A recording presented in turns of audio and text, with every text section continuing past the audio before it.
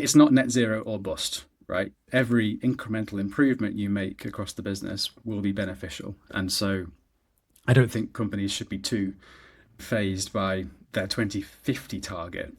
I think where we're seeing the most success is companies who are just solving for 2030. They've got a 30%, a 40% target, and that seems more achievable. Hi, everyone. Welcome to the Sustainable Supply Chain Podcast. My name is Tom Raftery, and with me on the show today, I have my special guest, Ollie. Ollie, welcome to the podcast. Would you like to introduce yourself? Thank you very much, Tom. Yes. Hello, I'm Ollie. I'm a geographer by background. My work spans across natural catastrophe risk, climate science, and economics. And I'm part of the founding team at Risilience, which is a startup which spun out from the University of Cambridge Judge Business School about 5 years ago with the purpose of delivering corporates with sustainability intelligence, by which we mean climate change and nature-related risk analytics that help corporates to justify the business case for sustainability. So we work with the likes of Nestlé and Burberry, other kind of large corporates with complex supply chain challenges. They're interested in decarbonising, but also understanding the world around them and how climate and environmental change is going to affect them. Okay, and what got you into this? So I was at the university in Cambridge, I guess around 5 years ago. My research was on actually recovery after disasters. And so we were interested in the aftermath of big events. How can you quantify the effects of those? And what does it mean to economies? And then kind of also to businesses. So we started to look at how do you translate all the crazy stuff that goes on around the world into financial impacts to businesses? And we started to build a framework around that.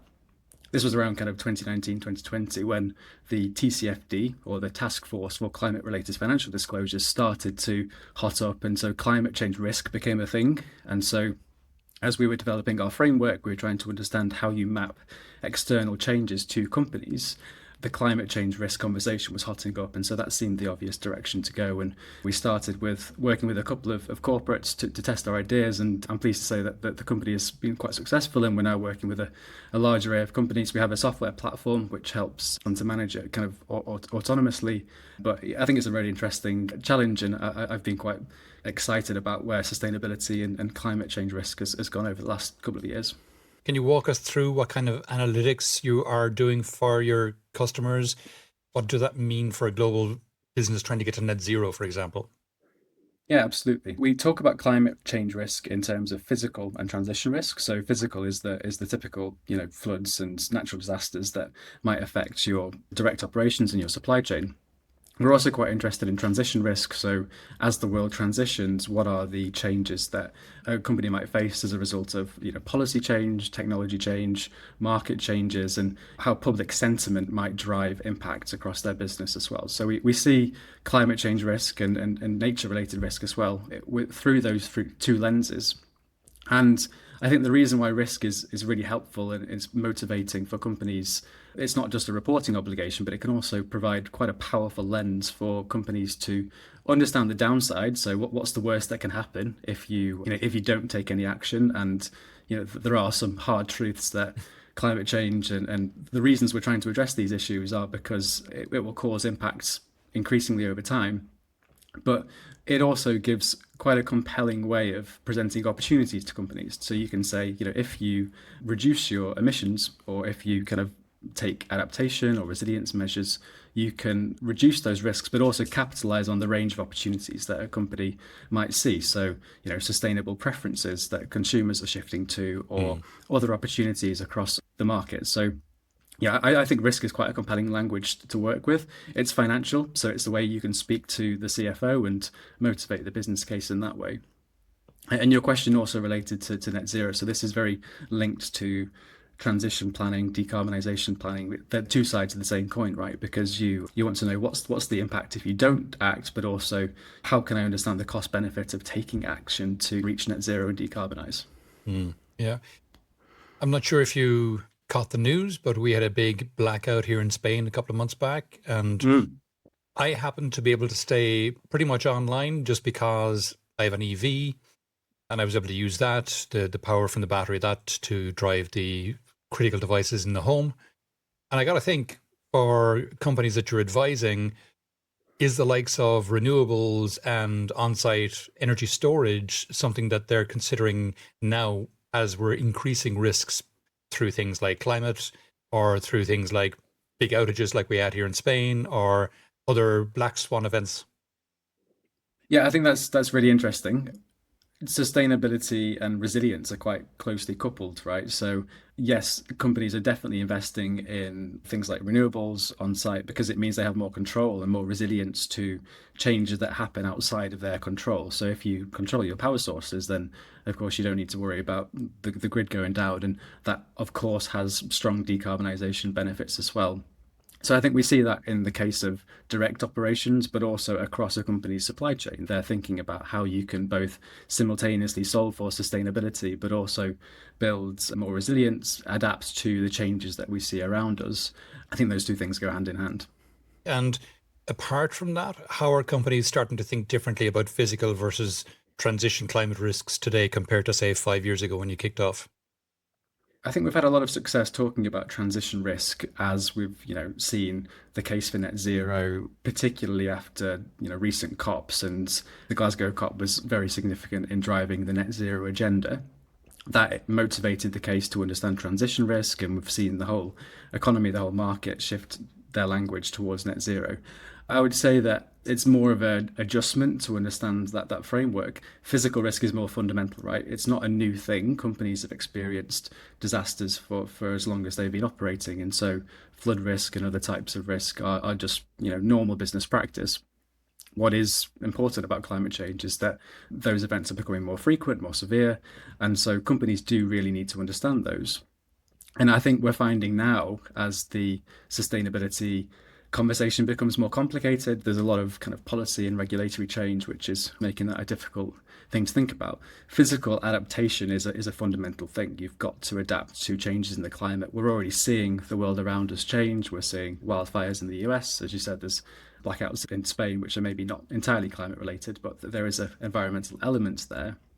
And so I do think it's the conversation is moving forward to, yes, we've got to mitigate climate change, we've got to get our emissions in hand, but ultimately the world is changing and we've got to adapt to that new world.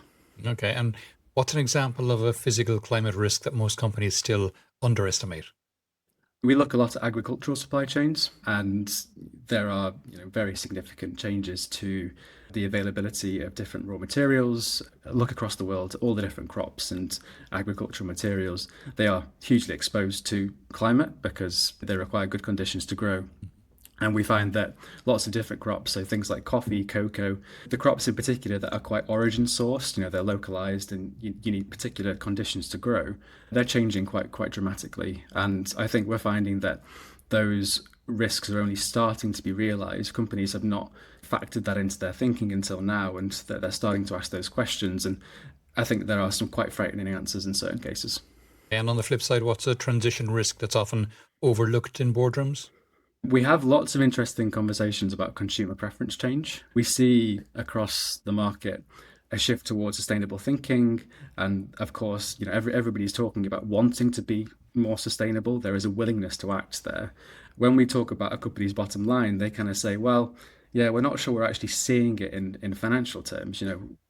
Consumers are not backing up their intention with action, and so I think that's quite an interesting conversation. But actually, we're seeing pretty strong trends. There are new disruptors in the market who are offering sustainable alternatives. They're going pretty well, and the incumbents are having to respond pretty quickly to react to that. Nice. And viewing sustainability through a risk lens can be a powerful motivator, obviously. Why do you think that clicks more than the traditional ESG narratives? I think because it speaks directly to the C-suite. The CFO needs hard financial language to be able to make budgeting decisions and to understand what's going on around them. And I think typically, or let's say historically, sustainability has been kind of siloed in that CSR type role where it's more about doing good than a company's own value. What risk and financial quantification can do is put it into the language of the C-suite, and it shows them that it's a material thing. It matters to their bottom line. They've got to bake it into their core business planning. It's not just something you can treat on the side. Okay, so basically, rather than being all fluffy, something that might happen in the future, This is actually putting boundaries around it and saying it is this amount of euros or pounds or dollars per year increasing over X amount of time, or Y loss of business or whatever. Exactly. And so, yeah, the approach that we take at Resilience is to use a few kind of core financial metrics. So things like earnings value, and there's various ones out there that can do this. But ultimately, you're trying to say, yes, your bottom line, your cash flows, your balance sheet is going to be affected by all the things that are happening around you. And you've not baked that into your plan. Your financial plan as you see it is not fit for purpose because it's not accounting for all the things that are happening around you. Okay. And this is the Sustainable Supply Chain podcast. So I want to dig into supply chains for a moment because let's be honest, that's where a lot of the emissions hide out, right? Yeah, absolutely. And we find that most of our conversations are about supply chains. Typically scope one and scope two of companies' operations are kind of in hand by now. A lot of it is the low hanging fruit. And so sustainability teams in corporates are investing the vast majority of their time into their supply chains, and I guess also downstream as well. So at the end of life and what sits after you've sold the product out the door. Okay. And you talked scope one and scope two, which, as you say, are relatively straightforward. Scope three, notoriously tricky. How are leading companies getting better at tackling scope three, especially across, sprawling supply chains, which the larger companies typically have? Yes, I think they're investing significant resources into just capturing the information, first of all, talking to your suppliers. Historically, the information hasn't been there. And so I think we're now seeing that there is a fast growth in available data to use. And that means that companies are switching from very coarse estimates of their supply chain to real direct data, which, of course, is hugely powerful. The challenge we're seeing now is that companies are hard pressed to actually manage that data. They've got, in many cases, thousands of suppliers. You need some sort of system which isn't a spreadsheet to be able to understand what's going on around you, identify all the different hotspots. And that's not just your kind of tier one supply chain, right? That's right up to the tier three, tier four, and particularly where the raw material might be produced. So, I talked about agriculture. A lot of their fashion companies' footprint, for example, sits in their cotton supply chain. And so you've got to go right back to source to be able to understand that. I think those information flows are still pretty nascent. They've not got complete information by any means, but I do think we're seeing some really encouraging signs of supplier engagement that supports that engagement. And yeah, ultimately traceability, which supports decision making, because the other important point here is that you can solve for data quality forever, but that's not actually taking any action, right? So I also think that the perfect shouldn't be the enemy of the good. Companies have probably enough information to start engaging in their supply chain, even if they don't have a perfect understanding of what's going on inside. They've got to engage and invest time in taking action, not just collecting data. I came across one company. They were a resort in Vegas, if I remember correctly. And what they were doing was they were going out to all their suppliers, sending consultants to all their suppliers to help their suppliers come up to speed on how to quantify their scope one and two, because it's obviously your supplier's scope one and two becomes your scope three. So that I thought that was an interesting strategy. Have you seen any other strategies similar to that, or other interesting ones that you have come across to get the suppliers reporting back? Because it's always tricky having suppliers give you that data, right? Absolutely, yeah. And I have seen various companies putting people inside, just like you've said, to do that. I think there's a lot of technology that's supporting this change, and there are supply chain engagement platforms that you can use and send your supplier an information sheet. I think that seems to be quite common practice. And I guess there's kind of the hard stuff and the soft stuff. The hard stuff is you put it into your code of conduct and your contracts and you enforce it. You make it quite a hard condition of working together. I'm probably more in favor of the softer stuff, which is, just talk to each other, get on the ground and help them out and learn from each other as well. A big corporate with all that buying power has a lot of experience and they have a lot of suppliers. They can point to pilot projects that are working really well. They can point to what experiences they're seeing, and the leaders across their supply chain can teach those who are, I guess, a little further behind.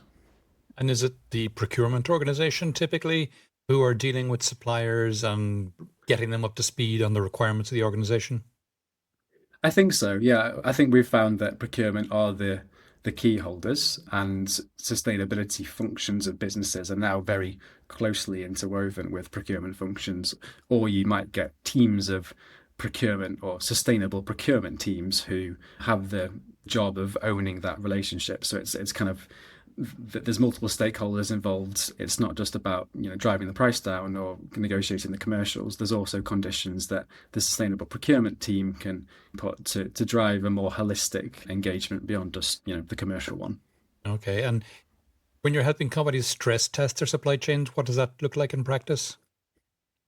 We build a digital twin of a company which captures their financial footprint, obviously. So we need to understand what their financial plan looks like. And we do that, out 10 years ahead. So it gets quite speculative in some ways. And we marry that with a physical footprint. So where your operations and your supply chain sit. So that could be your key facilities, your suppliers' locations, your transport networks and logistics routes, right down to sort of the farm where you might procure your cotton from. We build that physical footprint and then marry that to an environmental footprint. So we build a fairly holistic picture of a company across their entire value chain. And then what we do at Risilience is shock that digital twin with lots of different scenarios. So we like to call it science in scenarios. We have a lot of our models which capture different types of external risk. So I talked about physical and transition risk. You can have, let's take carbon pricing as an example of a risk that companies are facing. You can project future carbon price changes and then shock that against the digital twin or the representation of the company and say, okay, in this scenario, if this external change happens, how does the digital twin respond to that? And what are the additional costs? And how can you represent that in financial terms ultimately? And are there common red flags that pop up when companies start mapping their supply chain risks? Yeah, I think there are a number of red flags across both the physical and transition. I would say typically we see regulation is a big area of concern. And in particular, that's because if you're a global company, then you've got a very spread supply chain across a number of different jurisdictions, and there's a very disparate policy landscape. So you're trying to manage your different types of risk in your supply chain across many different jurisdictions, regulatory environments. And so we spend a lot of time talking about policy. We can condense that into things like carbon price, which is good because it's easily quantifiable. But of course, it's quite a simplification of what regulation actually looks like. There's all sorts of things, whether it's happening in the EU or China or whatever else. And so boiling that into some measurable metrics is very important. On the physical risk side, I would say red flags occur on a kind of location by location basis. So, the benefit of doing an analysis like this is that you can see your entire portfolio of locations, whether it's your own or your suppliers, and identify the ones that are at most severe risk. So you can say, well, hey, that's next to a river and that river's projected to see much more frequent floods in the future, and therefore that's a hot spot. And so I think there's two levels. There's the enterprise level view of hotspots across my entire value chain, and I would say they are financially material hotspots. But then there's the more kind of operational hotspots where you're trying to understand how will a day-to-day running be affected by different types of events, and that calls for more location specific and detailed granular analysis. And we've talked a lot about climate and climate risks so far, but nature's kind of crashing the party too. How are the two interconnected in your work? I think they are very interconnected, and we can use the same language, so we can talk about transition and physical risk, but there's also the kind of double materiality perspective, which complicates the picture a little bit, by which I mean, it's not just about how the outside world affects your bottom line, but it's also very much how you're affecting the outside world. We use the same framework, so we have a digital twin, and we also capture other environmental metrics. So that could be how much water you're using directly or across your supply chain, where you interact with biodiversity and land use change, and that sort of thing is a key driver.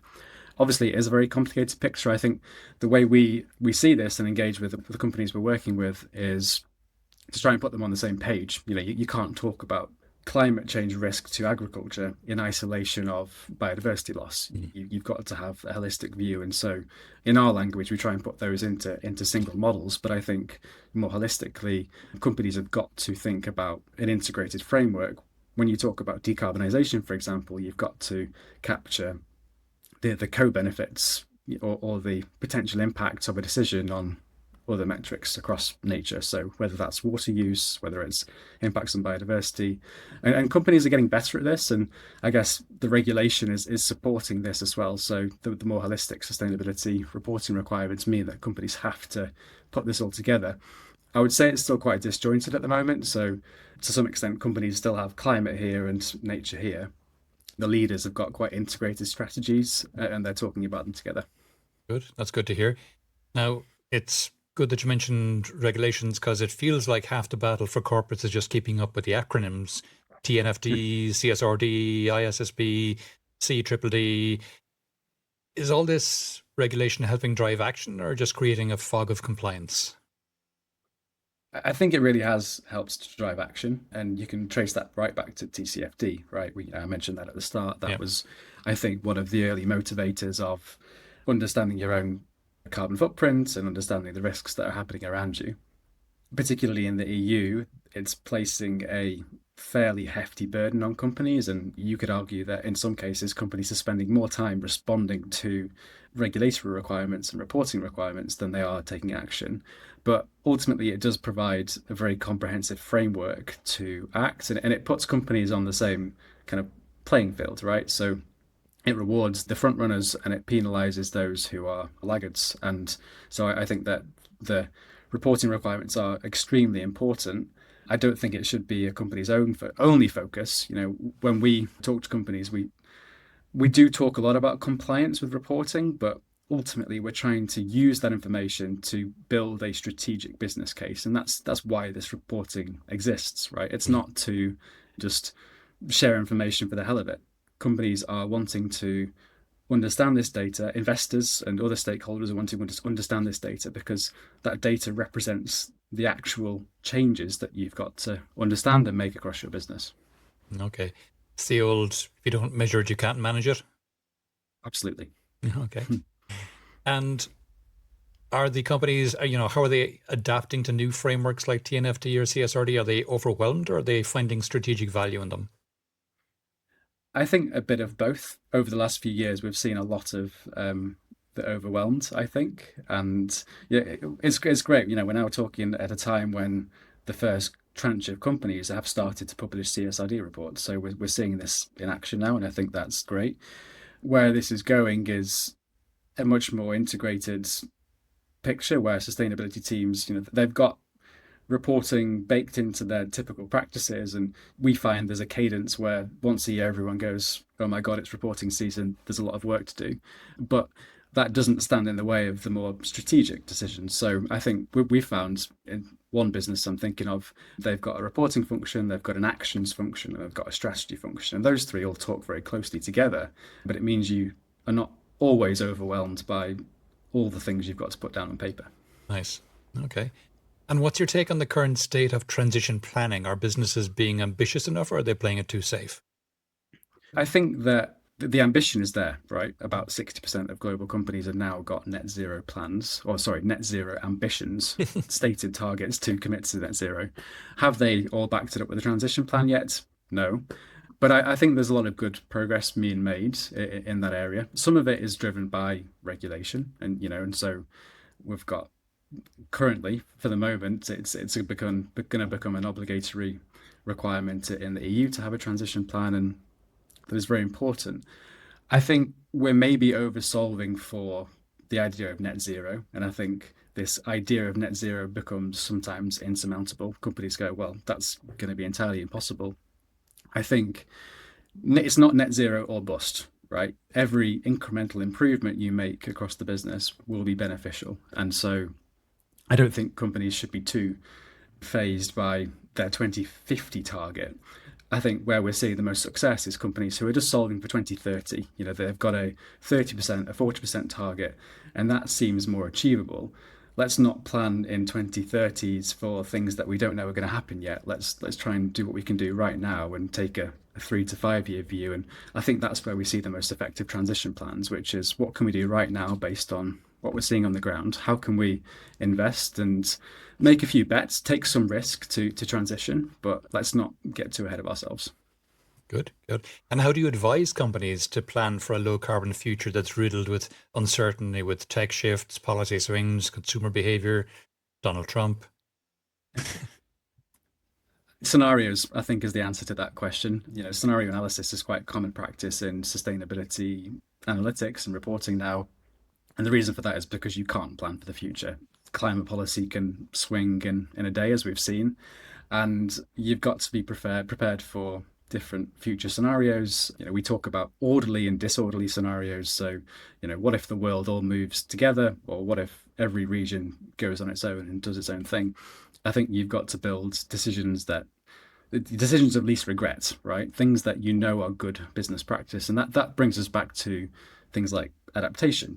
You can build resilience, supply chain resilience, which helps to mitigate risks, but also has the co-benefit of decarbonising. We also use scenarios specifically for things like understanding how your uncontrollable emissions might change. So something about your scope 3, but if you're buying from the steel industry, you might not have a good idea how the steel industry is going to decarbonize over time. You can talk to them, you can do that supply chain engagement thing, but ultimately you've got to have some feel for the decarbonization trajectory of the steel industry over time. And so we also use scenarios to say, okay, if the economics and the technology stacks up, we might expect to see the sector decarbonize at this rate. And maybe you could bake that into your own plan. So you make some reasonable, optimistic assumptions about what could happen. And then let's assume that your trajectory follows that and you can get the benefits of what's happening outside of your direct control as well. So I think what I'm trying to say is it's not all about what you as an individual company are doing. You also get the benefits of what the economy is doing. And so scenarios can be quite a useful tool to help that. And you've worked with some of the world's biggest brands, as you mentioned earlier. What's one story that stuck with you where you thought, yes, that's what progress looks like? I think there's a few cases. I've seen the light bulb moments where senior managers, senior leaders, CFOs have gone, oh, that's what we're going to lose. And I think, we go back to the business value of sustainability. The scare factor is the moment a senior leader goes, oh, I get it. Climate change is going to hurt us. And that's quite a powerful moment. And I've seen that across a few companies where we present some pretty shocking numbers to them and say, hey, you could lose 50% of the value of your company over the next 5 years. Okay, that might be a bit of an extreme case, but it's plausible in a scenario, right? And then we get that light bulb, and then we can talk about, okay, so what? What do we do to mitigate it? I've seen a lot more, I guess, more practical points where it's marrying this kind of high level view of, I've said, make the business case with what's actually happening on the ground. And so where you can look at projects that are happening, whether it's kind of supply chain engagement or regenerative agriculture policies or whatever it might be, when you can see that in action and marry that back to the kind of story we're saying, you can say, hey, there's a lot of benefit, there's upside that's going to mitigate the risk, but also present you a whole load of opportunities to grow your market, to appeal to your customers. I think that is also what motivates me and makes me quite excited. Nice. And what's one trend or insight you think climate conscious business leaders are not paying enough attention to but should? I've talked about the kind of consumer trends already, and I think companies are quite focused on what their customers are doing or their consumers are doing, and they're equally focused on what their investors are saying, and that's obviously a strong motivator. But there's also a broader range of stakeholders that have value and weight in these conversations. I think that would include a company's own employees, and I think we've seen that internally companies have a lot of motivation from their employees to make positive changes in sustainability terms. And that whole range of collective stakeholders is quite a powerful motivator. I don't think companies are paying enough attention to the more diverse range of stakeholders that they could. Okay, very good. And if we check back in 5 years, what would success look like for you in terms of how companies manage climate and nature-based risks? I would like to see sustainability embedded across a business, and that might mean that sustainability functions actually cease to exist. It's just normal business practice. I think that would be a nice aspiration. I actually think that's not going to happen. I think you need to have a sustainability team which keeps whipping the troops into shape, and a more holistic view of a business plan. So when you talk about financial reporting and non-financial reporting, they're quite segmented still. I would like a financial function of a business to account for all of the external changes, all of the sustainability related issues when they're doing their core business planning. I think that would be a key strategic move. More operationally, I guess just getting stuff done, putting transition plans into action, and seeing all the great projects that we talk about being invested in, and ultimately driving decarbonisation, driving positive nature impacts. Okay, and maybe it's not that the sustainability team goes away, but their functions become absorbed by the CFOs team. That could be it. And I don't know whether finance is the right place for a sustainability person. I'm not sure I'd like to be reported up to the CFO all the time. But I do think those functions need to be very, very closely entwined. Yeah, if I was saying the CFO's organization, is just because the rigor that's being required of reporting now is such that it's approaching the same rigor as reporting finances, or it should be. Yeah, exactly. And you have, carbon accountants who do the equivalent job of a financial accountant. There are many parallels in the way a finance team and a sustainability team works, but I guess I'd go back to the point on action. It's not just about reporting and accounting, it's about doing. And that means that you've also got to be plugged into the operational functions of the business, whether it's procurement or other supply chain or operational functions of business. Fair. A left field question for you, Ollie. If you could have any person or character, alive or dead, real or fictional, as kind of a champion for risk-based analysis, who would it be and why? This is going to be a really cliche answer, but I think I've got to say David Attenborough because I think he's the person who got me doing what I'm doing today. Wow. I was a geographer at university. That's because I cared about the world around me and I watched David Attenborough documentaries growing up. I think he is a bit of a cliche answer when you talk about environmentalism, but I think I've got that connection and he's really driven me to do what we do. And I think he's made the world change as well. So we saw the Blue Planet documentary, which happened, I guess, in the kind of late 2010s. That caused a tidal wave for plastics regulation. And, it really changed how we looked at packaging and plastics. And I think that's a fairly impressive change made by a single person. Fantastic. It's actually the first time someone's mentioned him when I've asked this question, so well done you. We're coming towards the end of the podcast now, Ollie. Is there any question I haven't asked that you wish I had, or any aspect of this we haven't covered that you think it's important for people to be aware of? I guess I'm surprised we haven't talked more about sustainability backlash. And, we're kind of operating at a time when it's probably getting harder to have these conversations. Companies are razor focused on their tightened purse strings. There are all sorts of crazy things happening in the world, which means that sustainability is maybe prone to drop down the agenda. And actually, we're finding that we have to fight harder to substantiate sustainability, transition planning, all that sort of stuff. And my response to that would be, again, on the kind of risk lens, this stuff's going to happen whether we like it or not. And we've got to plan for uncertain futures.